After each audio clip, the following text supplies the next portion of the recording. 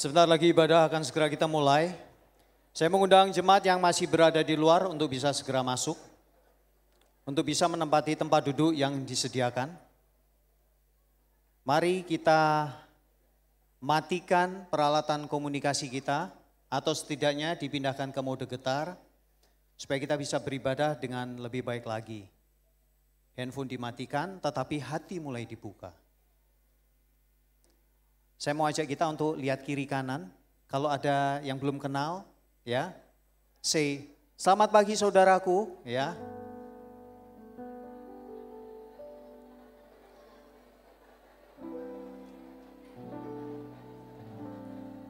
Puji Tuhan. Di pagi yang luar biasa ini saya mau bertanya, ada berapa banyak yang bersuka cita pagi ini? Berapa banyak? Baru 10%. Berapa banyak yang bersuka cita? Haleluya. Kenapa kita bersuka cita? Karena Tuhan baik. Minggu ini kita masih belajar tentang buku Amsal.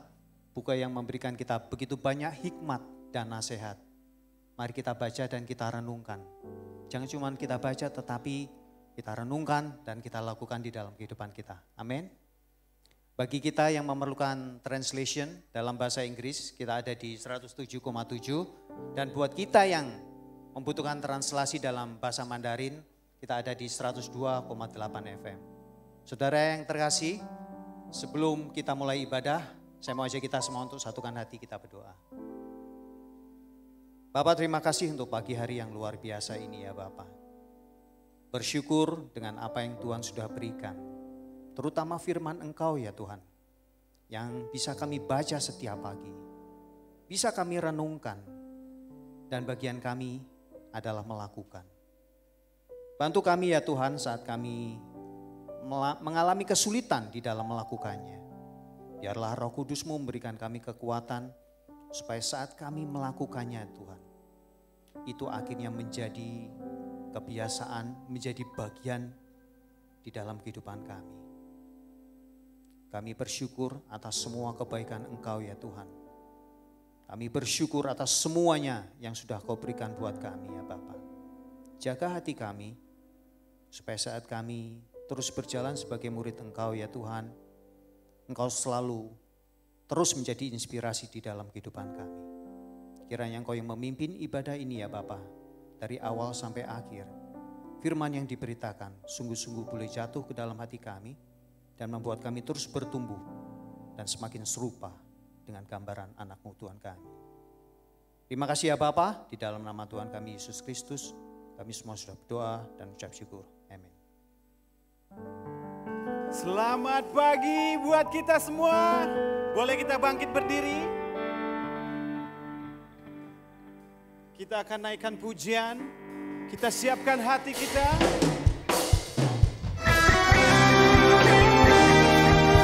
Engkau yang layak kami tinggikan Tuhan.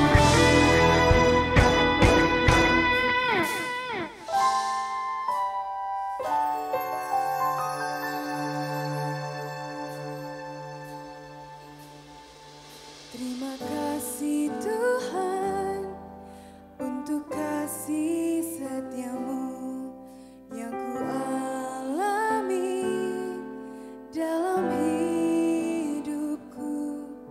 Terima kasih Yesus.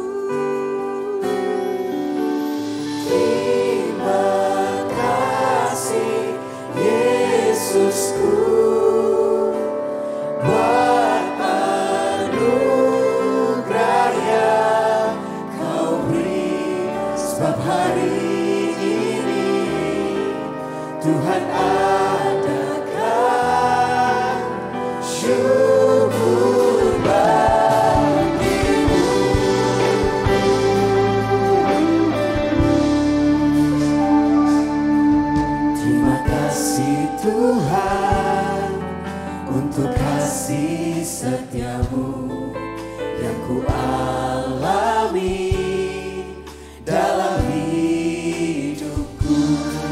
Terima kasih Yesus untuk kebaikanmu sepanjang hidup.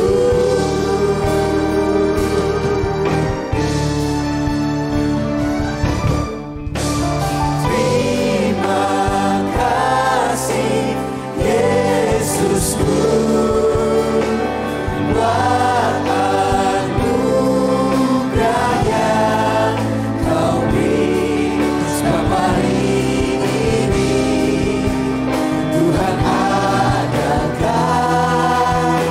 syukur bagimu. Terima kasih Yesusku buat anugerah yang kau beri sebab hari ini Tuhan adakan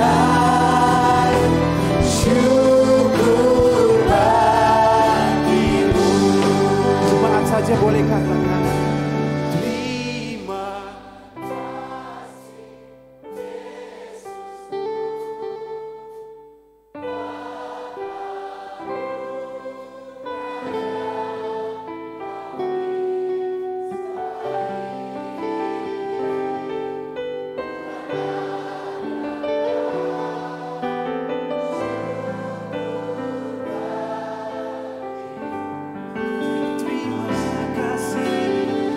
Terima kasih Yesusku buat anugerah yang kau beri sebab hari ini Tuhan adakan syukur bagimu. kami mengucap syukur Tuhan buat perkenanan-Mu dalam setiap kehidupan kami Tuhan. Hanya ini bisa kami naikkan Tuhan. Terima kasih Tuhan. Terima kasih Yesus. Terima kasih Yesus. Ku bersyukur hanya bagimu ya Allahku, ya Tuhanku. Terima kasih Yesus. Terima kasih Yesus. Ku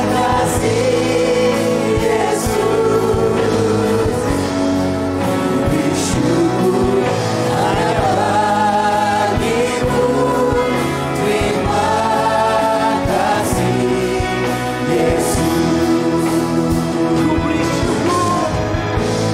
Ku bersyukur hanya bagimu. Terima kasih Yesus. Ku bersyukur hanya bagimu. Terima kasih Yesus.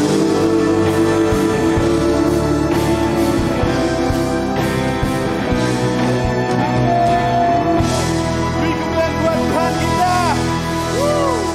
Siapa yang pagi menjelang siang ini sangat bersuka cita? Boleh tos dong kanan kiri kita katakan, Tuhan kita dahsyat. Kasih-Nya begitu besar atas setiap kita. Ada amin. Siap untuk memuji Tuhan. Woo. Boleh tepuk tangan untuk Tuhan kita. Say. Kasih yang begitu besar, Katakan apa? lebih kuat dari dosa. Yes.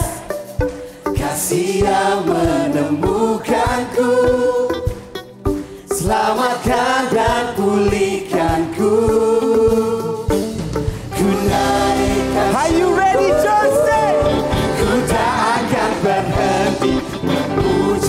meninggikan nama-Mu, selalu menari memuliakan-Mu. Dibebaskan, dibangkitkan, hidup yang Kau beri dan kini hanya untukmu. Boleh tepuk tangan untuk Tuhan kita.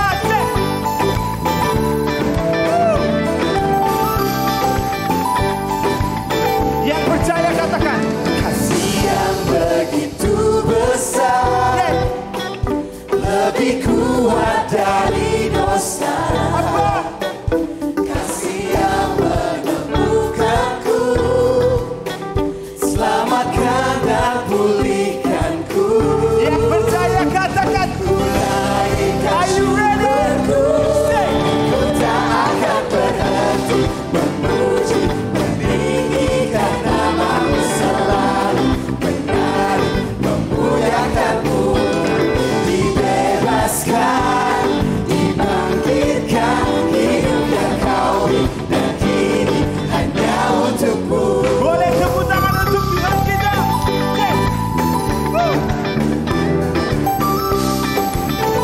Kami naikkan syukur kami Tuhan. Hanya Kau yang layak Tuhan. Yang percaya katakan, Ku naikkan syukurku, ku naikkan syukurku. bukan sekadar Allah tapi Kau hidup bagaikan sinar yang takkan pernah redup. Akal logika mustahil it's truth. Terima imani lakukan lebih dari cukup. Memang tidak mudah harus bergelut, up and down masa sulit gugup. Percaya Tuhan hanya di mulut.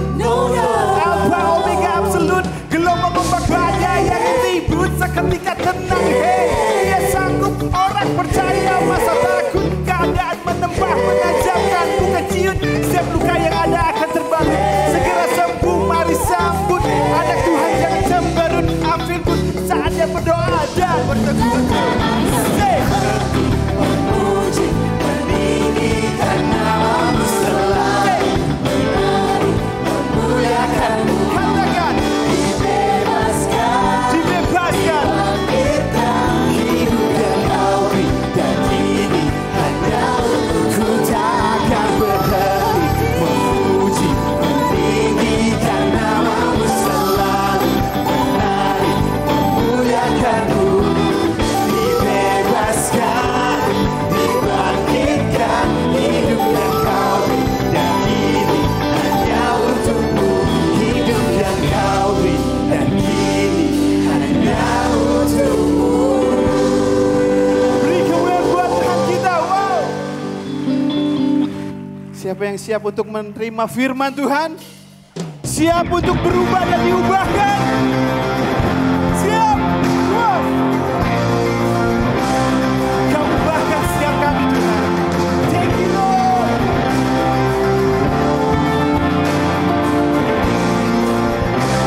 Yang percaya katakan, Tuhan kekuatan dalam hidupku, gunung batu dan perisaiku. Tantangan dalam hidup takkan ku goyah, padamu ku mau selalu berserah. Karena kasih-Mu ubahkan hidupku, karena Kaulah kekuatanku. yang percaya katakan, Yesus, Kaulah penuntunku. Janji-Mu ku pegang, firman-Mu Tuhan. Kaulah Yesus harapan di hidupku. Padamu aku percaya. boleh tepuk tangan untuk Tuhan kita.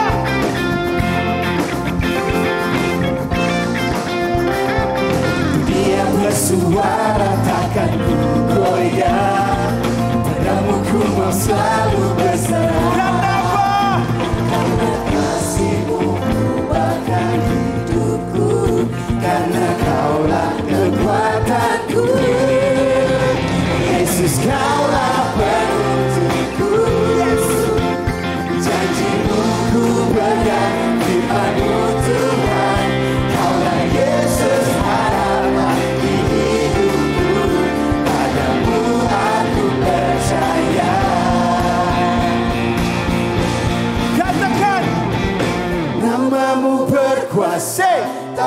pernah berubah. Ku memuji, jiwaku pun bersorak. Namamu berkuasa, Raja segala raja. Kami kenceng lagi buat Tuhan kita katakan. Namamu berkuasa, tak pernah berubah. Ku memuji, jiwaku pun bersorak. Namamu berkuasa, Raja segala raja. Namamu Tuhan. Namamu berkuasa, tak pernah berubah. Ku memuji, jiwaku pun bersorak. Namamu berkuasa, Raja segala raja. Namamu berkuasa, tak pernah berubah. Ku memuji, jiwaku pun bersorak. Namamu berkuasa, Raja segala raja. Yesus, Kaulah penuntunku. Apa? Janjimu ku pegang, firman-Mu Tuhan. Kaulah Yesus harapan di hidupku. Padamu aku percaya. Yesus, Kaulah penuntunku. Janjimu ku pegang, firman-Mu Tuhan. Kaulah Yesus harapan di hidupku. Padamu aku percaya. Yesus, Kaulah penuntunku. Janjimu ku pegang, firman-Mu Tuhan. Kaulah Yesus harapan di hidupku. Padamu aku percaya. Boleh tepuk tangan untuk Tuhan kita.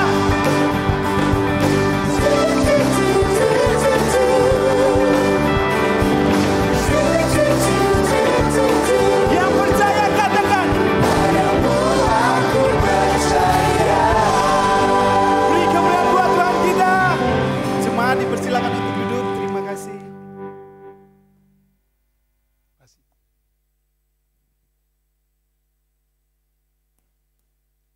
Shalom, selamat siang semuanya. Selamat hari Minggu. Ini kok lagi diam-diam begini, kenapa? Ya, saya sangat bersyukur, satu kehormatan bisa berbagi firman Tuhan di kesempatan siang hari ini.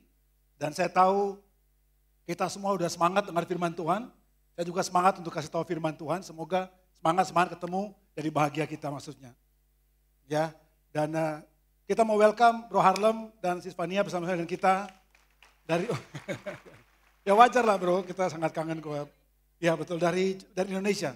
Ya, kita sebelumnya mari kita tunduk kepala kita berdoa. Bapa di surga, kami sangat bersyukur atas kebaikan Engkau. Terima kasih untuk bisa memberikan kepada kami dan menunjukkan kepada kami kebaikan Engkau sepanjang kami hidup. Kalau kami adalah orang-orang yang bisa melihat akan cara kerja Engkau dan campur tangan Engkau dalam kehidupan kami. Kami berdoa kiranya Engkau betul-betul senantiasa menjadi Allah dan Bapa dalam kehidupan kami. Sebab itulah Engkau sebenarnya. Tapi bantu hati kami untuk selalu bisa menemukan Engkau dalam setiap pergumulan, kemenangan, dan kebahagiaan hidup kami. Kami bisa menemukan Engkau Tuhan. Dan terutama bisa mendapatkan wisdom daripada firman Engkau. Mendapatkan pengertian, pemahaman daripada firman Engkau. Sehingga setiap hari, hari demi hari, gambaran Engkau makin hari makin sempurna. Biarlah firman di pagi hari ini bisa membantu kami untuk makin mengenal Engkau. Serta hamba-Mu yang berbicara, dalam nama Yesus kami berdoa dan mengucap syukur. Amin. Kita tema di bulan Agustus diambil daripada kitab Amsal.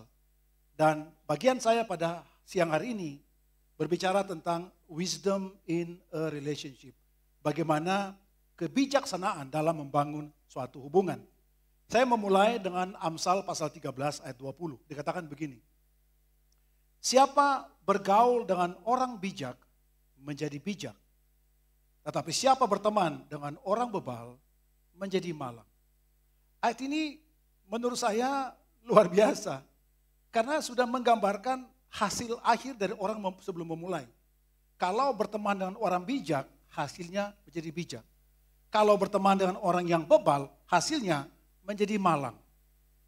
Nah, setiap hubungan kan ada namanya hasil akhir. Ada hubungan yang berteman lama, ujungnya adalah biasa-biasa aja hubungan itu. Selesai hubungan, oke, fine. Tak ada yang pertumbuhan, just a friend.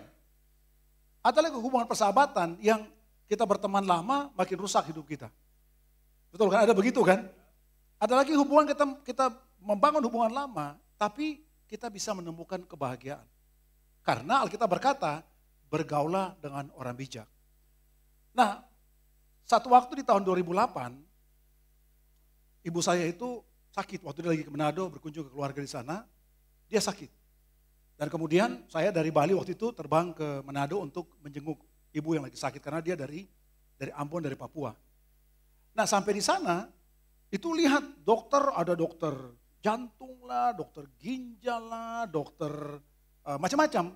Jadi dia dibilang, oh ini ada ginjalnya bermasalah, ini ada jantungnya bermasalah. Jadi bayangkan tiap hari ambil darah, obat ginjal, obat jantung, segala macam. Dari mama saya yang seorang wanita Ambon yang sangat strong, menjadi lemah. Dan kayak, ya udah karena saya harus balik ke Bali, saya kemudian minta kakak saya yang paling dewasa, yang paling tua untuk datang dari Papua, datang jenguk mama saya. Sampai di Manado di rumah sakit dia lihat. Hari pertama, hari kedua, kakak saya bukan seorang yang berpendidikan. She wasn't an educated person. Dia give up her school supaya bisa taking care of us. Tapi dia sudah di Papua pada saat itu, sekarang udah lebih dari 50 tahun. Tapi pada saat itu dia sudah sekitar 30 tahun tinggal di Papua. Imagine dia uneducated person compared to the dokter yang ahli-ahli. Jadi mama saya kedua dia bilang, ini malaria ini. Kakak saya bilang malaria. Dokter bilang, oh nggak bisa. Tuh kakak saya bilang, dokter, saya ini 30 tahun di Papua. Saya dari tiap tahun saya kenal malaria dan saya tahu, saya yakin ini malaria. Dokter bilang nggak bisa. Ini bukan saya mau tidak menghargai profesi dokter, dan saya kasih tahu cerita aja. Nanti bilang, wah saya tidak menghargai, bukan. So kakak saya yang tidak berpendidikan tetap ngotot. Akhirnya bikin perjanjian bahwa udah kalau ada apa-apa dengan ibu ini keluarga tanggung jawab. Oke, tanda tangan. Kemudian kakak saya keluarkan mama saya tinggal di rumah kita di sana.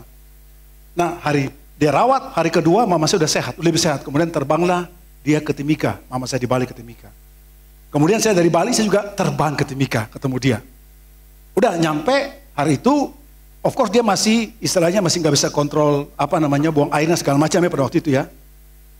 Nah sorenya kita bawa ke dokter umum di Timika yang prakteknya di ruko yang kecil biasa. Kita masuk, mama saya, dokter lihat mama saya, dokter cuma dokter biasa, tapi sudah puluhan tahun tinggal di Papua. Dia bilang begini, Oma nih kekurangan vitamin D nih katanya. Maksudnya kekurangan duit nih pasti nih katanya kan. Dokter bilang, Oma nih kurang vitamin D. Terus mama saya ketawa-ketawa. Dia kasih obat obat malaria. Obat malaria. Besok pagi mama saya udah jalan-jalan di taman. Dari yang, maaf kata, buang airnya sudah pakai pampers, tiba-tiba menjadi sehat. So sering yang dilihat adalah simptomnya. Ginjalnya bermasalah, jantungnya bermasalah, segala macam. Tapi lupa bahwa akar daripada penyakit adalah malaria. Hal yang sama dengan hubungan, brothers and sisters. Hari ini kalau kita googling, apa tip-tip membangun hubungan dalam pernikahan? Keluarlah, berapa banyak? 18, 20 silakan, ada banyak. Bagaimana cara mencari pasangan yang sebaik? Keluarlah tip-tip itu.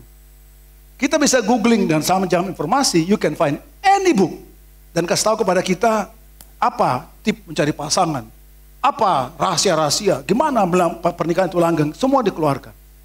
Tapi yang keluar itu kebanyakan adalah simptomnya. Amsal on the other hand mengajar kepada kita esensinya. Dan dia bilang bahwa untuk kita membangun suatu hubungan, relationship, jangan kita fokus kepada simptomnya. Yang tadi harus tidak pemarah, harus begini. Itu kan itu yang kelihatannya. Tapi di dalamnya yang diajarkan oleh Amsal, itu yang paling penting. Dan ini berlaku bukan cuma hubungan dalam sebagai single cari pasangan hidup, bukan juga dengan suami istri, tapi juga orang tua kepada anak, anak kepada orang tua. In every situation, konsep daripada Amsal itu sangat membantu kita untuk memahami esensinya. Jadi karena itu ada pertanyaan yang kedua adalah dikatakan orang bijak. Betul ya? Ya, jadi kalau berteman sama orang bijak, pasti jadi bijak, kan begitu? Pertanyaan saya begini, orang bijak itu siapa? How do you know orang itu bijak? Gimana kita memilih pasangan, single cari pasangan, kita bilang, Alkitab bilang cari orang bijak, supaya saya jadi bijak. Gimana kita ngukur istri atau sister, brother itu dia bijak orangnya? Aduh bro, lihat pada istri, lihat kepada suami, aduh. Kayaknya sudah terlambat saya memilih gini, maksudnya kan. Jangan begitu. Ini dari mana kita tahu, apa ukurannya? Karena orang bijak, hasilnya kita jadi bijak. Tapi orang yang bebal, hasilnya kita menjadi malang. Dan Malang itu, brothers sisters, ada Jawa Timur. Kan betul. Malang di Jawa Timur kan. Betul. Supaya kita ya betul ya. Oke. So 3 hal yang saya mau bicara kepada kita hari ini. Kalau kita menemukan orang bijak menurut Amsal, ada 3 area yang kita bisa lihat. Secara pribadi kita lihat hidupnya. Secara orang, masyarakat kita lihat gimana dia membangun hubungan dengan masyarakat. Yang ketiga adalah secara tujuan hidup dia, apa pelajaran hidup yang dia ambil dalam hidupnya. Itulah dari situ kita bisa bilang ini orang bijak. Jadi kalau kita memilih, lihat adalah the life-nya, the link-nya, dan the lesson-nya, atau the learn-nya, dan dia belajar apa. Dari situ kita bisa bilang ini orang bijak. Oke, nah. Start dengan satu pernyataan yang merupakan tema gereja. Dikatakan bahwa Amsal 9 ayat 10. Permulaan hikmat adalah takut akan Tuhan. Jadi mau cari orang bijak, dimulai daripada orang itu takut akan Tuhan. Karena dan mengenal yang Maha Kudus adalah pengertian.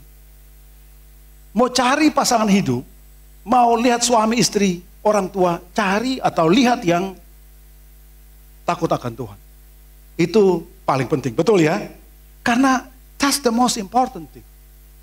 Beberapa ayat Alkitab mengajar kepada kita, Amsal 19:23, takut akan Allah mendatangkan hidup. Artinya kita dekat dengan orang itu, bukan cuma kita itu dapat tambah bijak, tapi pasti ada kehidupan yang kita rasakan. Pasti ada berkat-berkat yang kita bisa rasakan karena menikah atau karena memiliki hubungan, membangun hubungan, atau kita pun menjadi orang yang takut akan Tuhan. Karena takut akan Allah mendatangkan hidup, maka orang bermalam dengan puas tanpa ditimpa malapetaka. Sebegitu secure-nya sampai orang tidur pun dia sangat yakin gak akan ada malapetaka.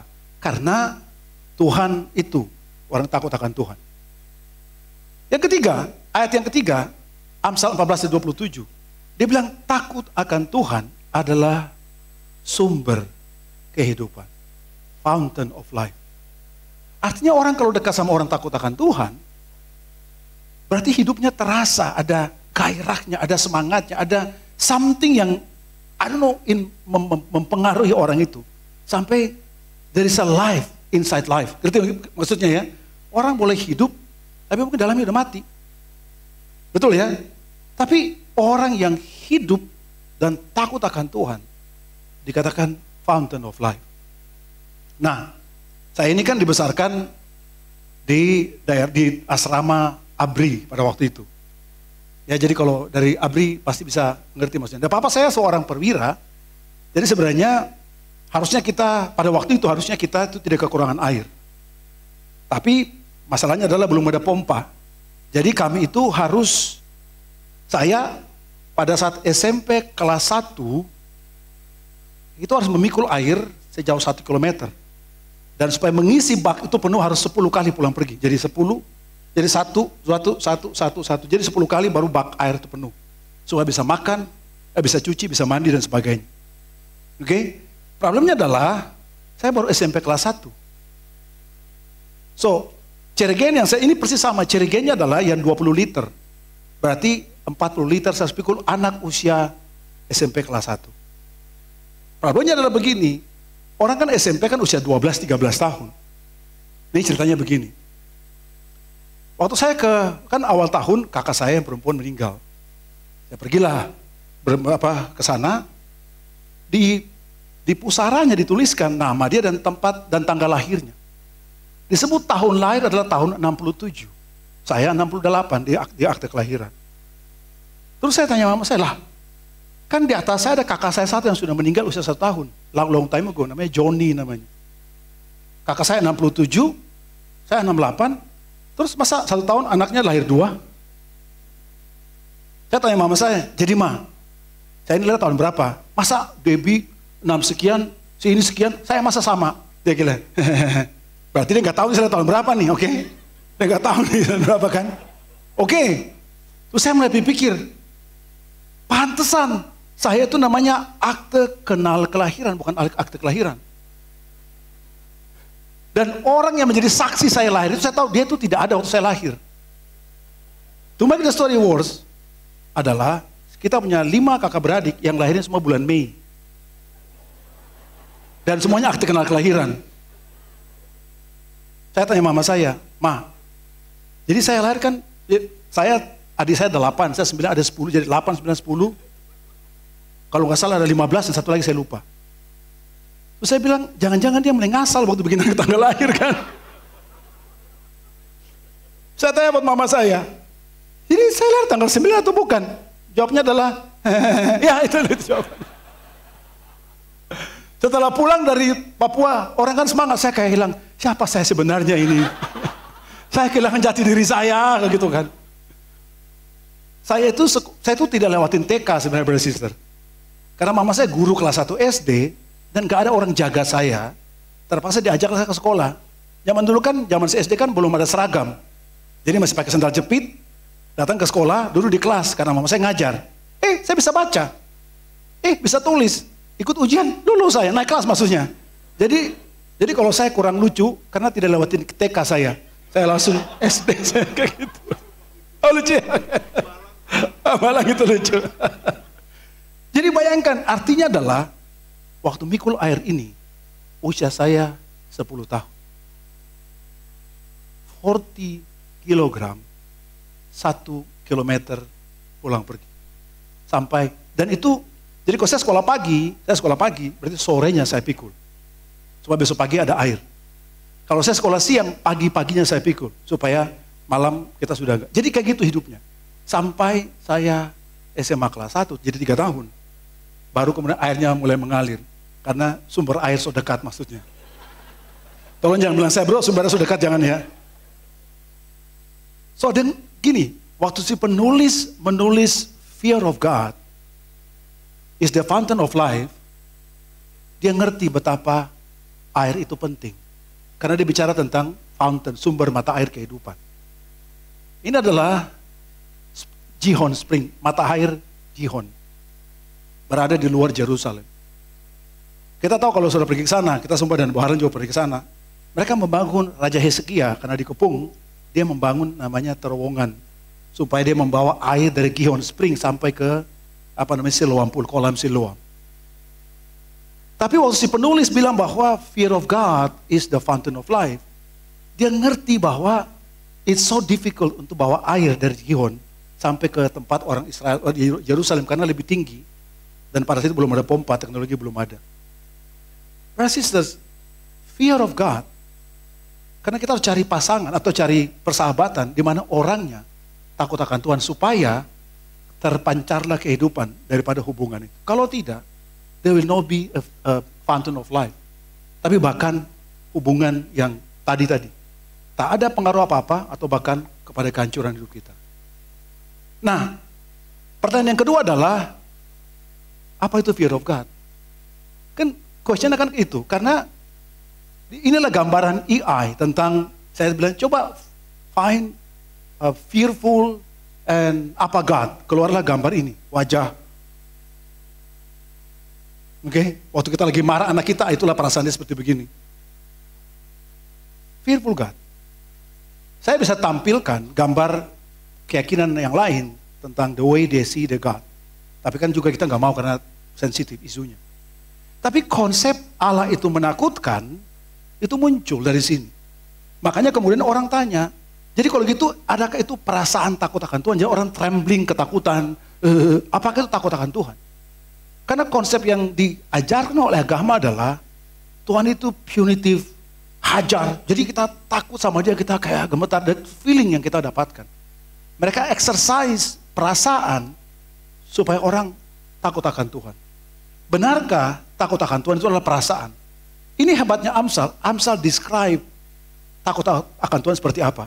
Amsal 2:1-5. Dikatakan begini, hai anakku, jikalau engkau menerima perkataan. Dia bilang jika. Jika engkau menerima perkataanku dan menyimpan perintah dalam hatimu.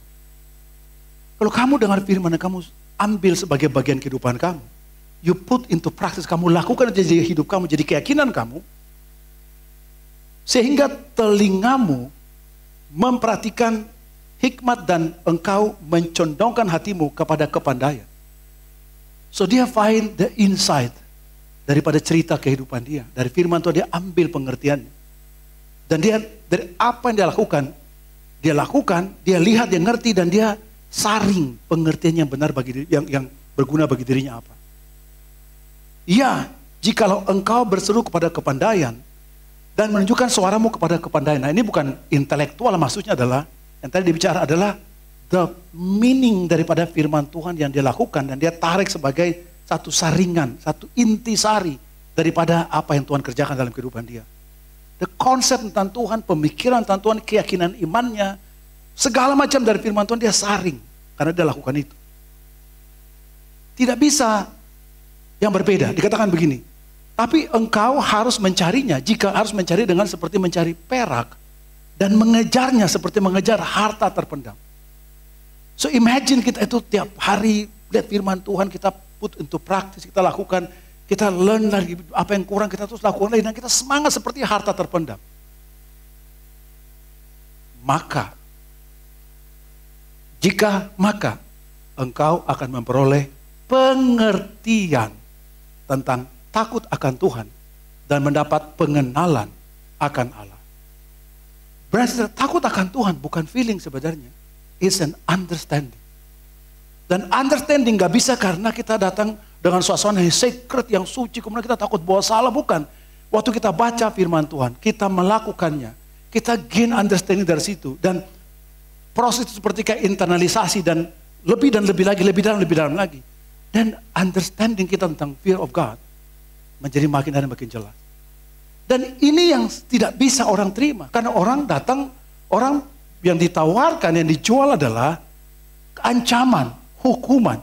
Tuhan mengancam, Tuhan menghukum. Jadi orang kayak, it's difficult untuk bisa lihat Tuhan itu. Atau orang tolak kebenaran firman Tuhan. Dan dia mempertanyakan tentang, why do I need to fear God? Betul ya? Sementara fear of God adalah setelah orang melakukan firman Tuhan, orang gain understanding, baru dia bisa memahami tentang apa itu takut akan Tuhan. So takut akan Tuhan bukan perasaan, tapi adalah pemahaman setelah mengerti dan melakukan firman Tuhan. Nah ini yang kita harus mengubah, karena yang kita diajarkan dalam keberagaman kita adalah rasa takut. Kita lebih exercise rasa takut, bukan exercise understanding. Dalam Bible study saya kemarin, ada berucu bahwa temannya kita Bible study. Orang itu susah untuk terima, dia senang tentang, sebut namanya merciful God. Allah yang maha rahim dalam istilah mereka. Rahim itu kan dari bahasa Ibrani artinya merciful. So dia senang namanya merciful God, tapi dia susah terima namanya discipline God. Dia susah terima yang namanya fear of God. Dia bilang, how come orang mengasihi itu kamu takut sama dia? How come? Saya bilang, itulah kesalahan kita memahami Tuhan. Karena Amsal 2 bilang, if you do the word of God, if you lakukan firman Tuhan, baru understanding fear of God itu muncul. Gak bisa diputar sebaliknya. Problemnya adalah dia tidak mau terima. Saya bilang ada 5 kategori tanah. Saya bilang, you yang mana? Saya bilang, berhubungan firman Tuhan.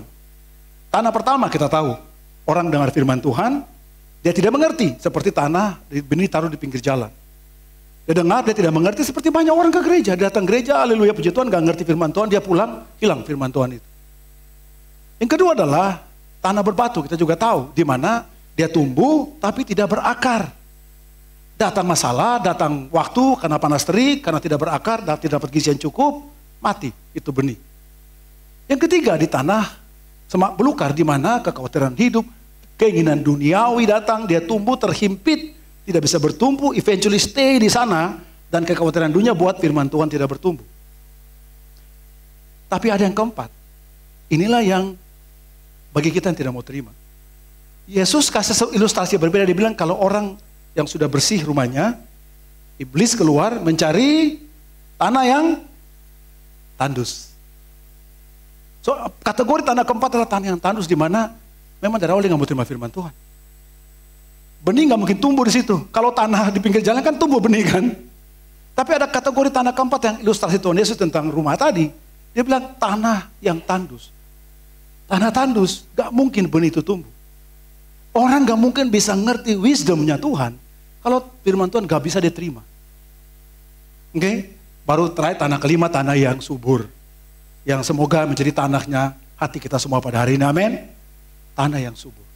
Tetapi kita tidak bisa, orang-orang tidak bisa memahami konsep takut akan Tuhan kalau tolak firman Tuhan, gak bisa.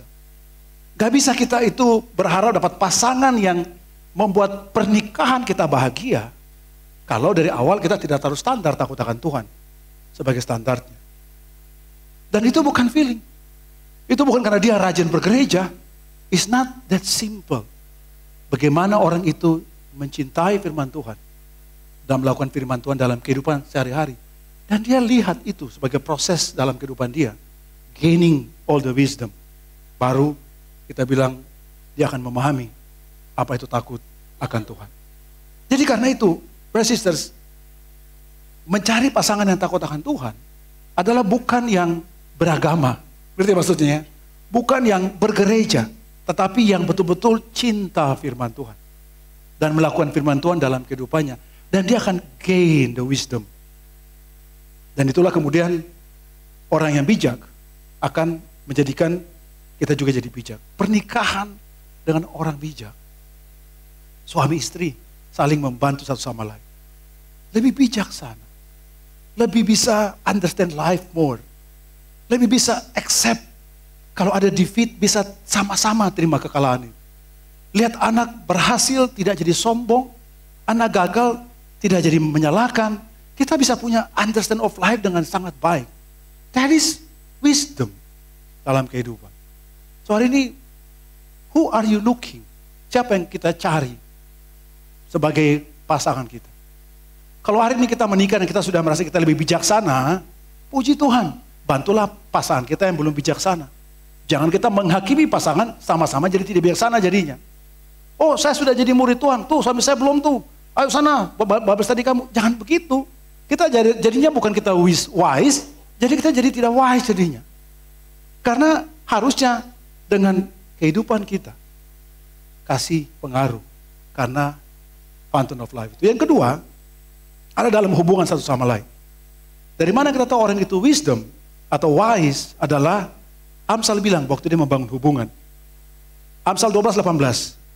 Ada orang yang lancang mulutnya seperti tikaman pedang, tapi lidah orang bijak mendatangkan kesembuhan. Lidah orang bijak sebenarnya menyembuhkan luka. Kita setelah menikah, pasangan kita lukanya tambah luka atau tambah baik? Kan pertanyaan itu kan? Ya memang saya datang daripada latar belakang keluarga yang dysfunctional. Ya, we cannot control the past kan? Kita nggak bisa ngubah masa lalu, nggak bisa mengontrol apa dari masa lalu. Tapi kita masih bisa berbuat sesuatu di masa sekarang, masa depan.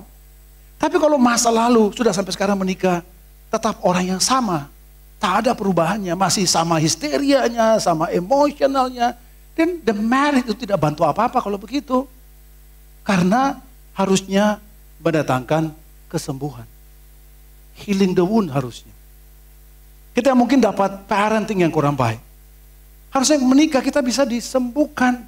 Karena pasangan kita yang takut Tuhan akan menyembuhkan kita.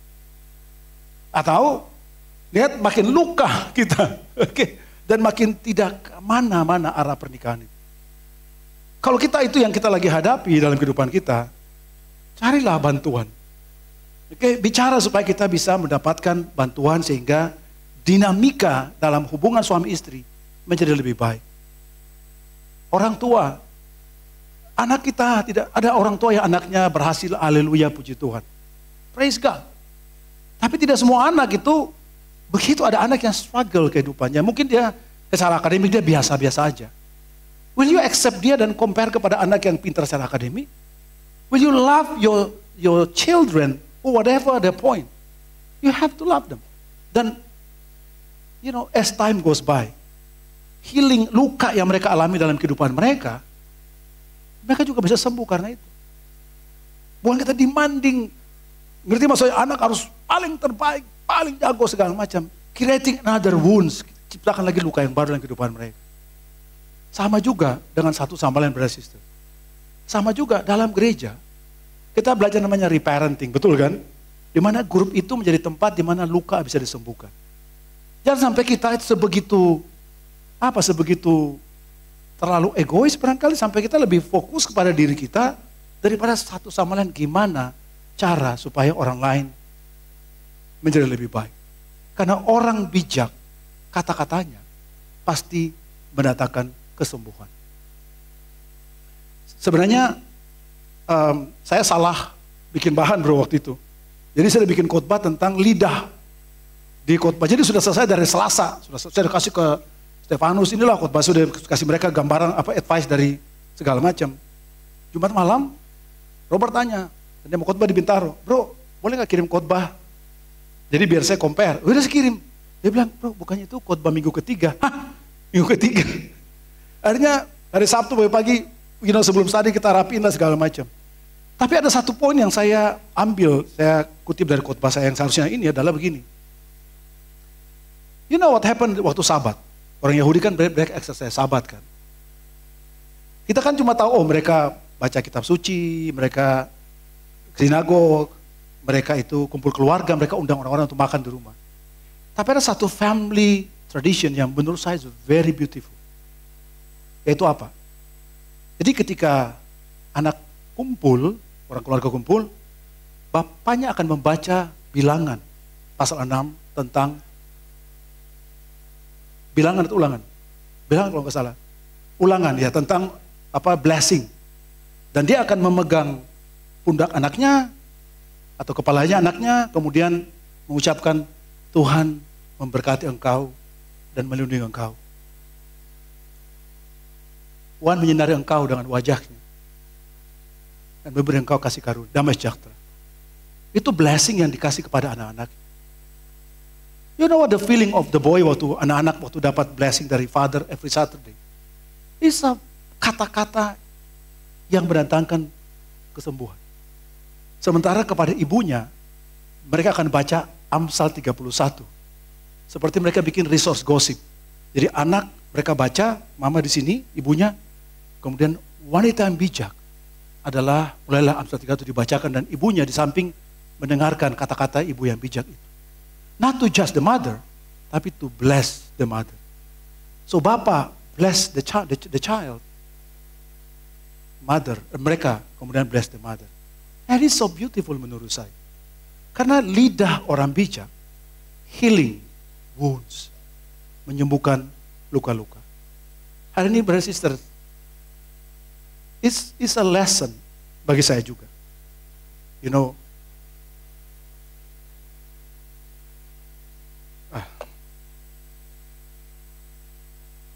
waktu kecil kan, kuliah, I fight my best. Saya fight dapat scholarship, I fight. And I love my mom. Mungkin dia juga lagi frustrasi dalam kehidupan dia. Dia just lost my father, dan dia juga maybe confused. And saya juga pada istilahnya pada usia prime saya yang secara organisasi, saya ketua senat mahasiswa, saya rebel yang melawan pemerintah, that's my prime. Jadi sama mama kita nggak getting along well kayak gitu. Saya sudah sekolah, saya sudah bayar kuliah saya sendiri sejak semester 3 karena beasiswa itu. Tapi kata-katanya, dan I love my mom, ini cuma cerita aja. Kalau dia lagi marah itu, terkutuklah kandungan saya, kamu pergi saya tunggu mayat kamu lah, apa bahasa-bahasa itulah. I know she loves me, the way dia express. Tapi itu, without realizing, somehow, ketika saya frustrasi kepada anak-anak, my feeling of discontent itu bisa muncul. Dan in my mind, I say things yang sebenarnya I know itu hurting. Tidak keluar, tapi pikiran ada. Itu maksudnya ya. So this is the thing yang I wish, the church kita bisa praktis itu. Bahwa jadilah orang bijak dalam membangun hubungan. Dengan kata-kata yang membuat orang itu sembuh luka-lukanya. Jangan kita gampang untuk nasihatin orang. Orang datang langsung, kamu gini-gini bro, kayak gitu. Maybe dia understand solution of life. Maybe kita bukan orang, maksudnya kita just a friend, I don't know. Tapi become a person yang orang datang luka-lukanya bisa disembuhkan. Amsal 16 ayat 23. Hati orang bijak menjadikan mulutnya berakal budi dan bibirnya lebih dapat meyakinkan. Orang bijak yang bagus dalam hubungan adalah dikatakan ada akal budi yang disampaikan. Sesuatu yang keluar adalah dari reasoning yang benar. Dia lihat, dia dengar, dia analisa, dia pikir, dia gali firman Tuhan, baru keluarlah solusinya. Daripada kita kadang-kadang bersikap seolah-olah kita tuh expert of life. Zup, tanpa kita menghitung, menganalisa, let go deeper, understand, baru kita say something. Karena lidah hati orang bijak, mulutnya itu pasti berakal budi. Dan yang itu dia ucapkan, lebih masuk akal, lebih meyakinkan. So hari ini kita waktu berbicara kepada orang lain, dalam membangun hubungan pada pasangan kita, anak-anak kita, keluarga kita, apakah datang daripada hati yang berakal budi?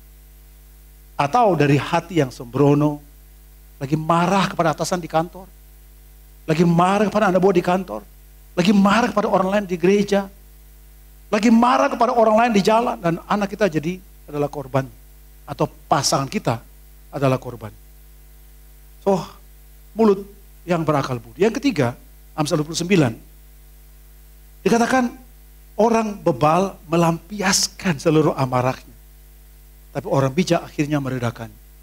Maksudnya terjemahannya oke, itu NIV mirip. Tetapi kalau kita baca yang lebih fokus pada ketelitian penerjemahan, dia bilang orang bebal itu mau bicara semua perasaannya, semua dia mau cerita semuanya, baru ngerti gua tuh siapa. Tapi orang bijak, dia bisa diam-diam menahan untuk tidak berbicara, menunggu waktu yang tepat berbicara. This is wise. Nah, a fool gives full vent of his spirit. Pokoknya, gue ngomong apa? Kayak gereja kita ajarkan namanya assertive. Dimana kita dengar, kita acknowledge the feelingnya, betul kan? Ya ini betul, memang itu betul. Tapi jangan sampai acknowledge feeling membuat kita tidak mau terima kebenaran. Kita cuma terima, iya yang penting kamu dengar perasaan saya cuma butuh didengarkan. Betul, tapi bagaimana dengan firman Tuhan? Bagaimana dengan kebenaran firman Tuhan? Jangan-jangan kita hanya mau orang yang dapat perhatian, didengarkan kita punya suara hati, kita bicara apa aja, but we don't really ready untuk dapat advice. Galatia, Paulus waktu nulis surat pada jemaat Galatia, Paulus bilang begini, if I tell you the truth, will you make me your enemy? Kalau saya kasih tahu kamu kebenaran, apakah kamu jadikan saya musuh kamu? Ini kalimat yang juga kita harus tanya kepada kita brothers sisters. Kalau kita bicara sama orang kasih kita advice dia membuat dia jadi musuh kita atau jadi musuh Anda. Karena orang yang bebal akan ngomong apa aja. Dia nggak peduli kamu siap atau tidak siap. Suasana emosi kamu, dia nggak peduli. Dia seorang bebal. Sama seperti suami istri. Suami pulang kerja, betul ya? Mungkin di kerjaan lagi dimarahin atasan. Mungkin di pekerjaan performance-nya lagi nggak oke. Ketakutan mungkin karena PHK. Ya dia nggak mungkin cerita karena takut mungkin dia takut istrinya jadi worry. Betul kan? Dia holding Itu dalam hati dia. Lewatinlah macet Jakarta itu. Oke, orang Jakarta senang macet Jakarta. Kalau kita begitu kan, kita sudah inline dengan sopan, ada yang nyerobos, kayak gitu kan, begitu kan. So dia tekanan pekerjaan, tekanan kehidupan, tekanan di jalan. Sampai di rumah, istri dengan wajah yang seperti kayak, capek saya ngurusin anak-anak sekarang giliran kamu yang ngurusin anak-anak. Ngerti maksudnya? Sambutlah dengan baik. Kasih senyum, betul kan? Semeringah senyum itu maksudnya. Supaya orang suami pulang, istri pulang ke rumah, suami istri bisa damai rumah itu. Karena orang bijak tahu bagaimana menahan diri. Bukan ekspresi semua yang dia rasa. Gue lagi capek. Atau juga kita lagi capek kerjaan. Dengan semua tekanan, sampai di rumah anak yang jadi korban. Istri jadi korban. Pembantu jadi korban. Kita harus bisa seperti Amsal. Jadi orang bijak yang tahu bagaimana menahan diri. Self control dalam bahasa yang berbeda. Oke. Nah sekarang yang ketiga adalah dalam proses pembelajaran. Kategori ketiga adalah orang bijak dari sisi apa yang dia belajar. Amsal 1 ayat 5, baiklah orang bijak mendengar dan menambah ilmu, dan baiklah orang yang berpengertian memperoleh bahan pertimbangan. Semakin kita bijak, semakin tambah ilmu kita. Dan semakin kita berpengertian, kita punya understanding, kita punya pertimbangan. Kita menjadi orang yang tidak, enggak. Jadi bisa lihat dalam perspektif yang lebih luas. Oke? Di gereja, dalam dunia kekristenan ada beberapa standar pemikiran teologi. Ada yang namanya teologi moralitas. Hitam putih. Gak ada. Dosa. Ada begitu. Dia gak peduli tentang ceritanya, narasinya. Dia gak peduli, pokoknya itu. Ada lagi yang super grace, yang gak apa-apa, Tuhan baik kok. Enggak, kita harus namanya biblical, di mana everything itu harus sesuai dengan firman Tuhan. Kita harus tambah pengertian supaya pertimbangan kita jadi menjadi lebih banyak. Kita punya pertimbangan. Kita punya, how do you call it ya? Range of reason kita, pemikiran logika kita menjadi semakin luas karena kita yang berpengertian memperoleh bahan dalam pertimbangan kita. That is wisdom. Orang yang bijak, Amsal 8:9-19, dikatakan adalah, janganlah mengecam seorang pencemooh, supaya engkau jangan dibencinya. Kecamlah orang bijak, maka engkau akan dikasihi. Nah ini kan sebenarnya tantangan. Betul atau tidak? Harusnya orang yang dikasih input, kasih nasihat, dia makin senang. Tapi kalau orang itu tidak suka, dikasih tahu kesalahannya, berarti dia pencemooh berarti. Karena seorang yang pencemooh dia nggak suka. Tapi orang bijak dia akan senang. Berilah orang bijak nasihat, maka ia akan menjadi lebih bijak. Ajarilah orang benar, maka pengetahuannya akan bertambah. Sama hari ini, brothers and sisters. Kita dikasih tahu sesuatu. Kita belajar atau tidak. Kita dikasih tahu apa yang kita masih kurang. Do we take it sebagai satu hal yang serius atau kita bilang itu biasa aja?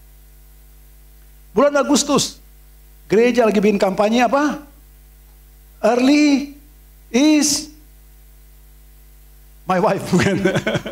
Early is godly, betul ya? Ini kok nggak tahu kampanye?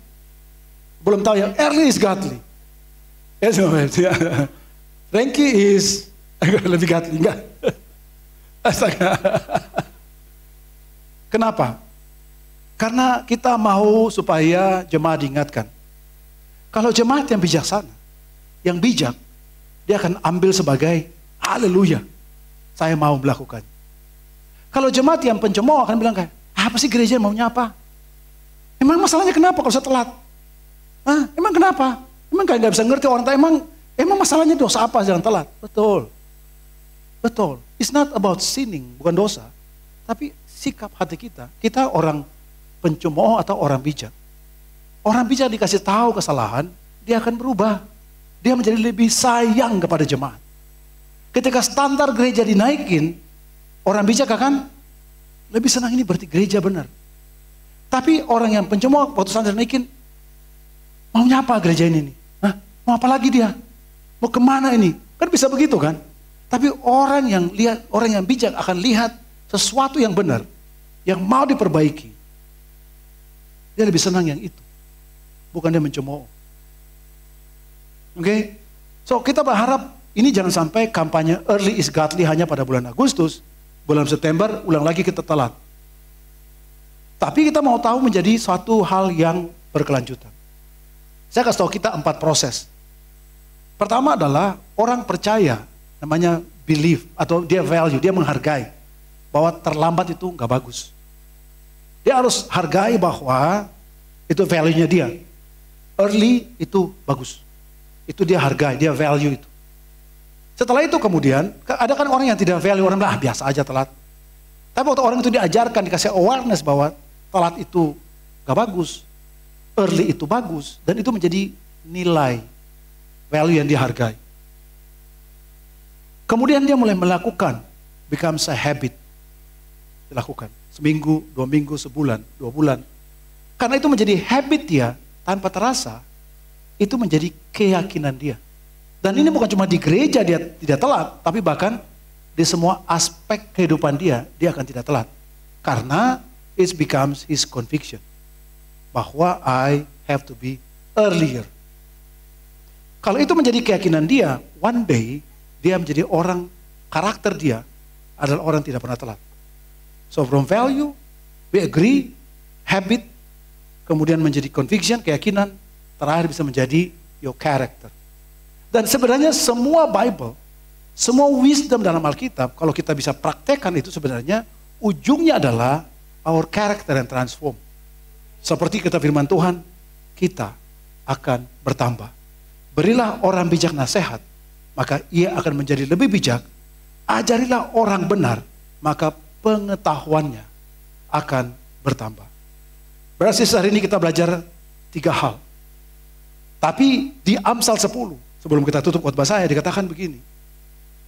Orang bijak menyimpan pengetahuan. Tapi mulut orang bodoh adalah kebinasaan yang mengancam. Wise man, they store up knowledge. Hari ini dengan semua yang kita lakukan, kita simpan gak sebagai hal yang berguna. Pembelajarannya bagaimana? Everything yang terjadi dalam kehidupan kita, kegagalan, kemenangan, kita store up sebagai, kita simpan sebagai wisdom atau tidak. Karena orang bijak akan semua peristiwanya, entah firman Tuhan, entah cara kerja Tuhan dalam kehidupan dia, entah apapun terjadi, dia simpan itu menjadi knowledge and understanding akan hidup bagi dirinya. Then, we are the wise man. 3 hal, brothers and sisters, kalau kita memilih orang yang tepat adalah dari awal, suatu hubungan yang sehat. Dan orang yang bijak, itu adalah kelihatan dari pribadinya, kelihatan daripada persekutuannya, bagaimana dia satu sama lain, dan kelihatan daripada bagaimana dia belajar, pembelajarannya. Dan hari ini semoga we becomes wiser and wiser di mata Tuhan. Tuhan memberkati kita semuanya. Amin. Mari kita berdoa.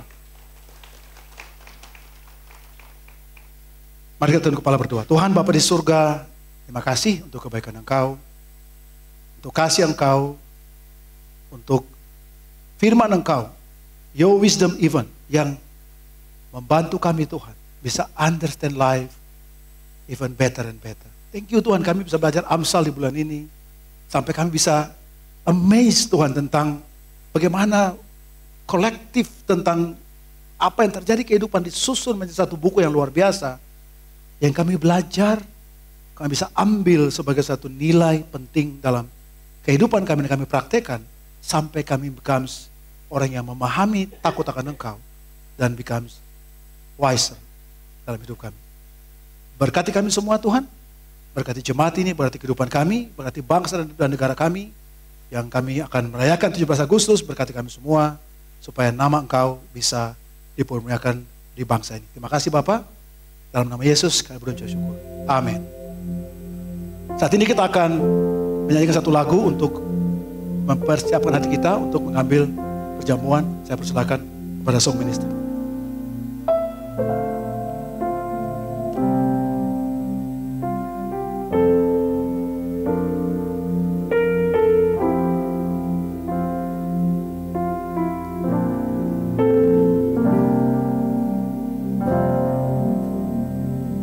I have decided to follow Jesus, no turning back, no turning back. I have decided to follow Jesus, no turning back, no turning back. The cross before me, the world behind me, no turning back, no turning back. The cross before me, the world behind me, no turning back, no turning back.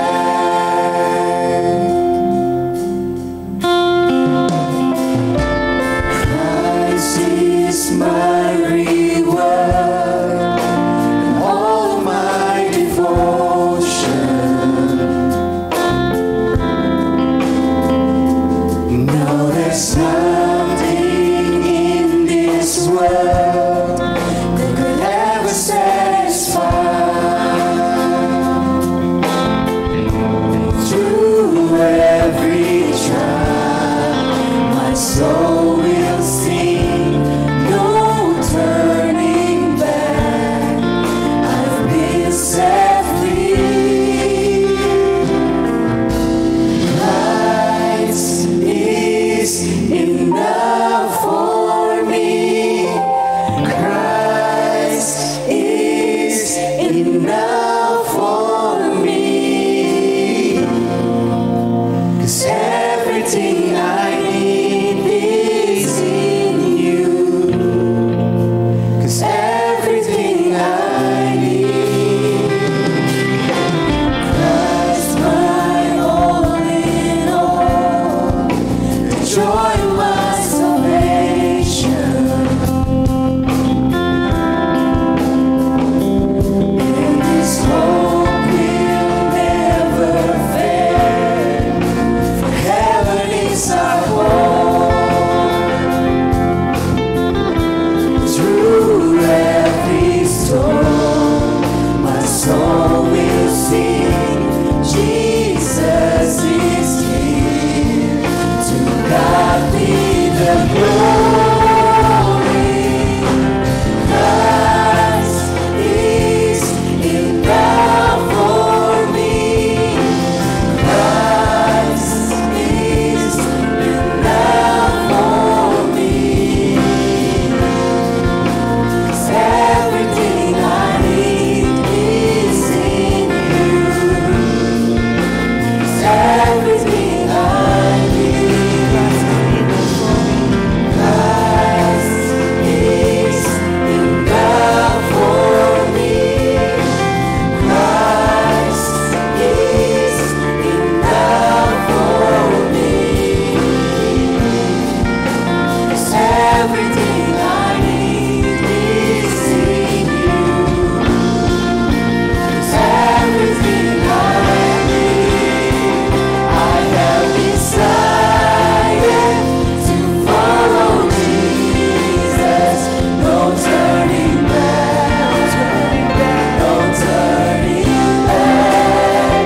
The cross before me, the world behind me, no turning back, no turning back.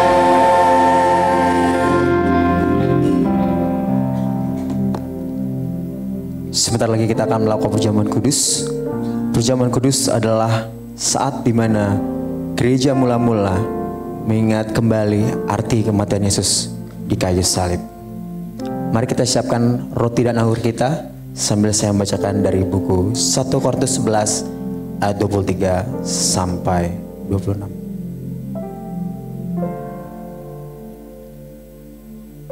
Mari kita siapkan hati kita. Sebab apa yang telah kuteruskan kepadamu telah aku terima dari Tuhan, yaitu bahwa Tuhan Yesus pada malam waktu ia diserahkan mengambil roti, dan sesudah itu ia mengucap syukur atasnya. Ia memecah-mecahkannya dan berkata, inilah tubuhku yang diserahkan bagi kamu. Perbuatlah ini menjadi peringatan akan aku. Mari kita makan roti kita.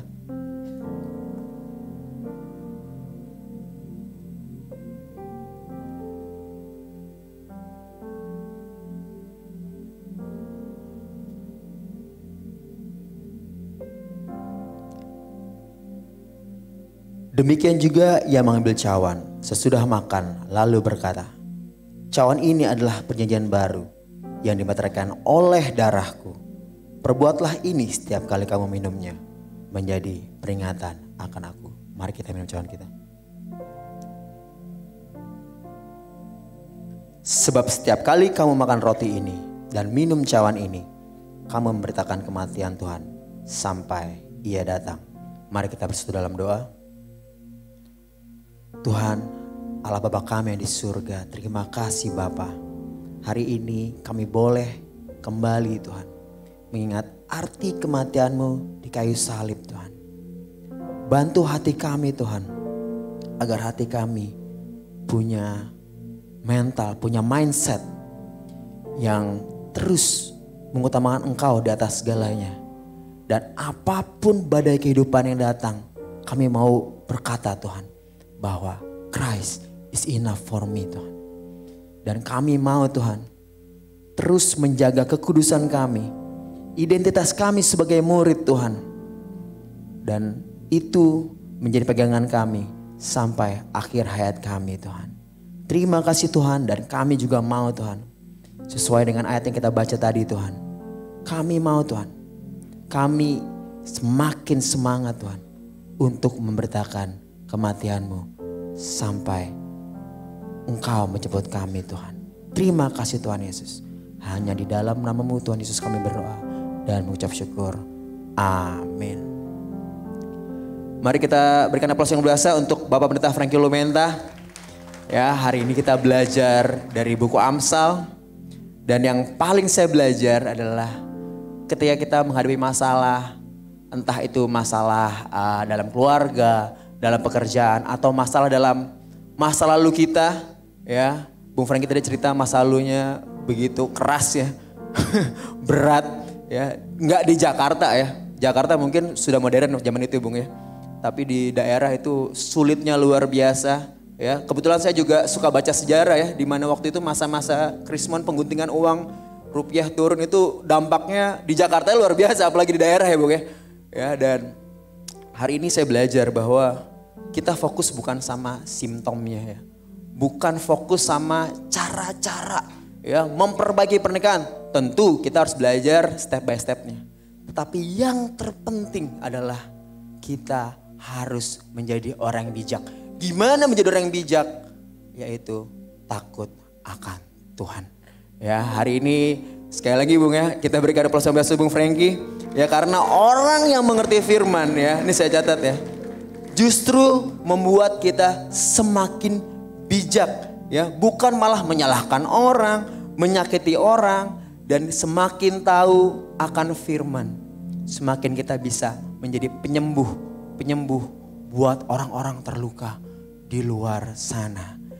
Terima kasih Bung Franky ya. Dan siapa yang semangat untuk semakin bijak di dalam Tuhan? Boleh senggol kanan kirinya dong ya. Yuk kita semakin bijak bro, sister. Sebentar lagi kita akan melakukan persembahan bersama-sama. Boleh ditampilkan QRIS-nya.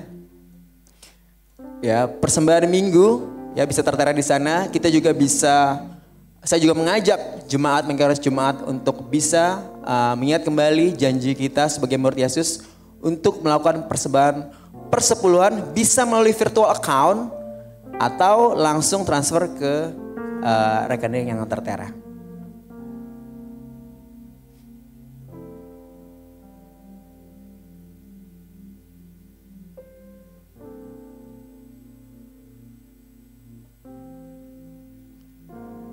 pengumuman selanjutnya. Nanti siang ya jam 1:30 di ruangan ini ada parenting class ya. Creating a healthy emotional climate in the home. Ya, ini khusus untuk yang sudah menikah ya dan sudah punya anak. Ya, untuk yang masih single steady dulu baru nikah, baru boleh ikut. Oke, kira-kira begitu. Ya, ini khusus yang sudah menikah. Oke. Next. Kita ada leaders meeting hari Senin tanggal 11 Agustus, tepatnya esok hari jam 7 malam via Zoom. Leaders meeting ini adalah khusus jemaat GKDI yang sudah mempunyai anak bimbingan atau sudah menjadi pemimpin di dalam grup. Selanjutnya ada pengumuman dari season single, silakan videonya.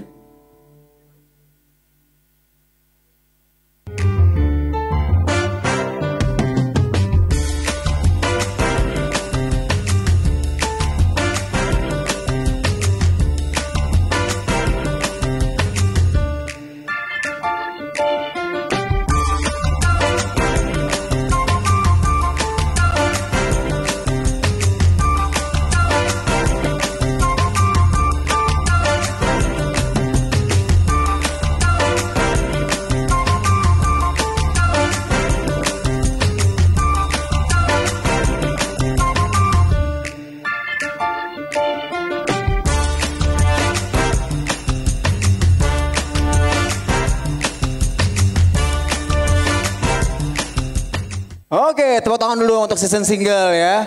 Season single ini adalah acara untuk disciples atau teman-teman dari disciples yang berusia 35 tahun ke atas atau sudah menjadi murid Yesus di atas 15 tahun.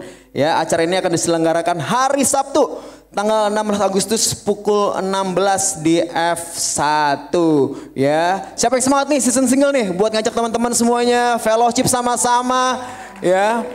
Seru banget pasti acaranya. Dan sebentar lagi kita akan ada video dari Digital Ministry. Silakan.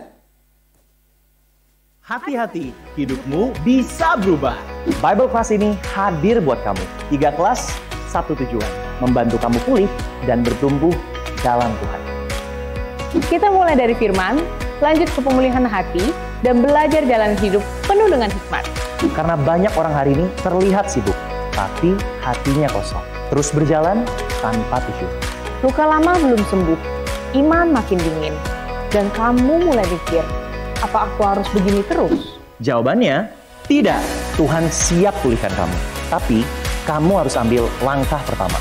Ayo datang sekarang, tempatnya terbatas loh, mulai dari sini.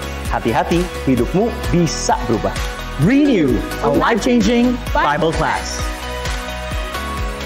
Tepuk tangan dulu dong untuk Digital Ministry kita. Saya bacakan, jadi GKD Jakarta dengan sukacita meluncurkan Renew a Life Changing Bible Class. Ini adalah kesempatan emas bagi teman-teman di luar jemaat untuk mengenal firman Tuhan secara praktikal.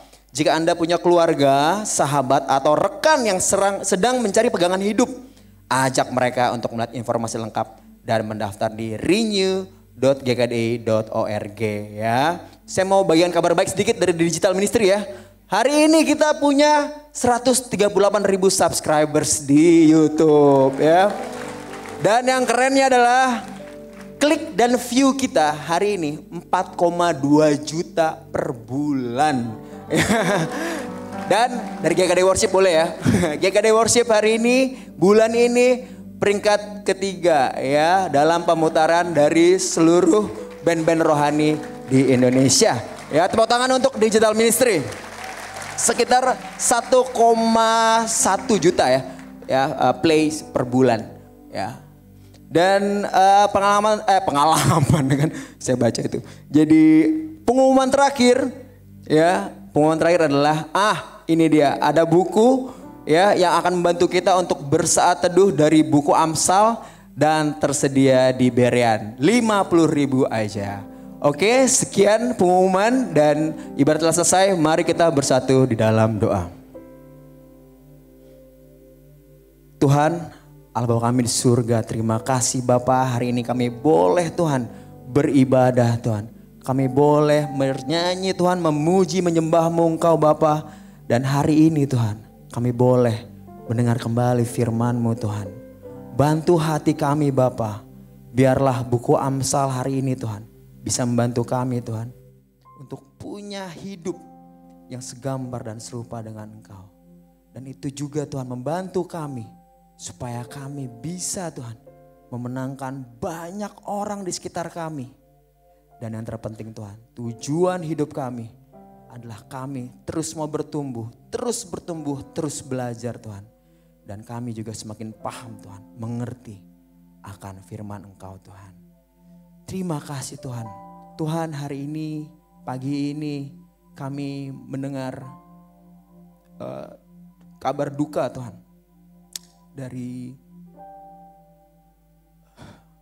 brother kami, abang kami, ayah kami, paman kami, pemimpin kami, Om Igo Tuhan, Opa Igo hari ini berpulang mendahului kami ke rumah Bapa Tuhan. Terima kasih Tuhan, lewat hidup Om Igo hari ini, saya pribadi punya pahlawan iman. Orang yang selalu memberi Bapa. Selama puluhan tahun di Song Ministry Bapa. Orang yang selalu menyemangati saya pribadi Tuhan. Untuk melayani musik bukan hanya dengan talenta. Tetapi dengan hati Tuhan. Terima kasih Tuhan. Untuk hidup Om Igo hari ini. Kami berdoa. Untuk keluarga yang ditinggalkan. Biarlah Oma Yosi dan anak-anaknya Bang Mario sekeluarga Tuhan. Engkau berikan kekuatan Tuhan. Dan kami juga berdoa biarlah acara penghiburan, penutupan peti dan penguburan nantinya Tuhan. Bisa berjalan lancar Tuhan. Terima kasih Tuhan Yesus. Hanya di dalam nama-Mu Tuhan Yesus kami berdoa. Dan mengucap syukur. Amin. Boleh kita bangkit berdiri, kita akan mengakhiri ibadah kita. Siap untuk menjadi manusia yang lebih lagi untuk Tuhan? Siap? Boleh kita tepuk tangan untuk Tuhan kita? Come on. Bersama Tuhan kita mampu untuk menjadi manusia yang lebih lagi. Amin.